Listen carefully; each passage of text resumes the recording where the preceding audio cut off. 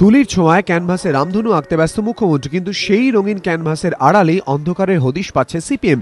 মুখ্যমন্ত্রীর ছবি বিক্রি করে দলে নির্বাচনী খরচের জন্য টাকা তোলার দাবিকে আরও জোরালোভাবে নিশানা করতে চাইছেন আলিমুদ্দিনের কর্তারা। ছবি বিক্রির মধ্যে দিয়ে মুখ্যমন্ত্রী তোলাবাজি করছেন বলে আগেই অভিযোগ করেছিলেন সিপিএম নেতা গৌতম দেব।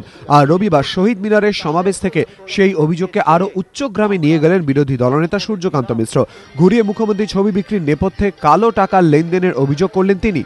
আপনি যে ছবি বিক্রি করলেন তাতে কত টাকা হলো, কাকে বিক্রি করলেন, তারপরে পেমেন্ট কিসে হলো, ক্যাশে হলো না চেকে হলো? কারণ ক্যাশ মানে হচ্ছে সাদা কালো এইসব ব্যাপার আর কি, ইনকাম ট্যাক্সের ব্যাপার আছে, আর অনেক কিছু ব্যাপার আছে। শুধু ছবি নয়, মুখ্যমন্ত্রী ড্রিম প্রজেক্ট ত্রিফলা আলো নিয়েও খোঁচা দিয়েছেন বিরোধী দলনেতা।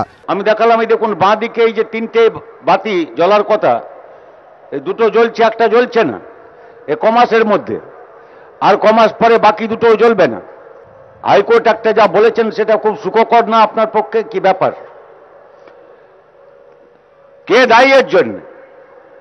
আপনি একটা ক্লিন চিট সার্টিফিকেট দিয়েছিলেন, কিছু হয়নি, তো আপনি কি এখনো ক্লিন চিট দিচ্ছেন? বুদ্ধদেব ভট্টাচার্য তাঁর সততা নিয়ে প্রশ্ন তোলার পরপরই ছবি বিক্রি বাবদ অর্থ খরচ করা নিয়ে হিসেব দেন মুখ্যমন্ত্রী।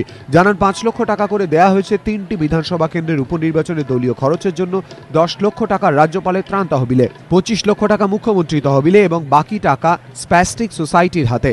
কিন্তু ছবি বিক্রি করে মোট কত টাকা উঠেছে তা এখনো স্পষ্ট করেননি তিনি।